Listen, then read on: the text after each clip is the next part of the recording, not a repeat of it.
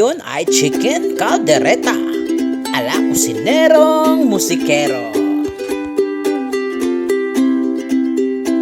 May nakasulat na ako na ingredients kaya i-follow nyo lang ito. First step, mag-marinate tayo ng manok. I-marinate lang natin ito ng salt, pepper, konting toyo, konting kalamansi or lemon, at ibabad lang for 2 hours. Maghiwa lang tayo ng bawang, sibuyas, luya, red and green bell pepper, carrots at patatas, tomato sauce, green peas. Sana natin magluto. Ilagay na natin yung luya. Pagkatapos ng luya, isunod ang garlic. Ihalo lang ito at isunod na yung chicken.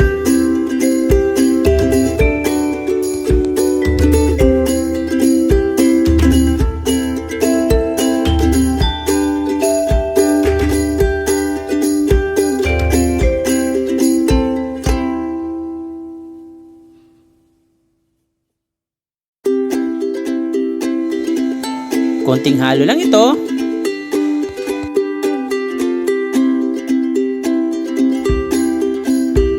At lagyan na natin ito ng tomato sauce.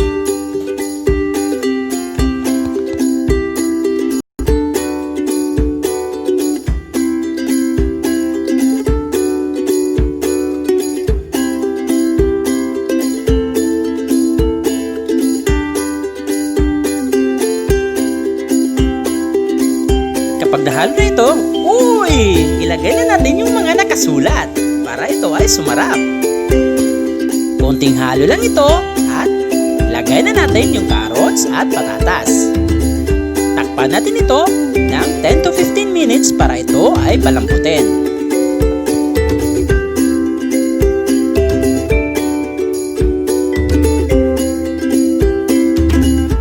I-check din natin ito from time to time. Baka matuyuan ito ng sarsa.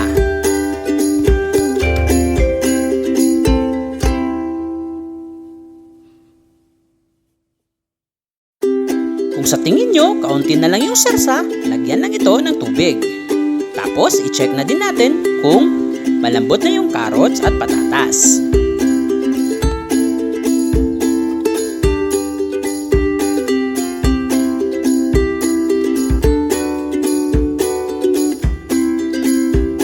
Kung sa tingin nyo malambot na yung carrots at patatas, ilagay na natin yung green peas.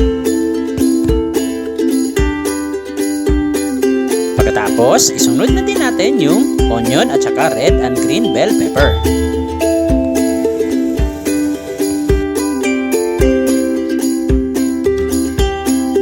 At sa bandang huli, ilagay na natin ang pork and beans. Ito ang magdagdag lasa ng ating chicken caldereta.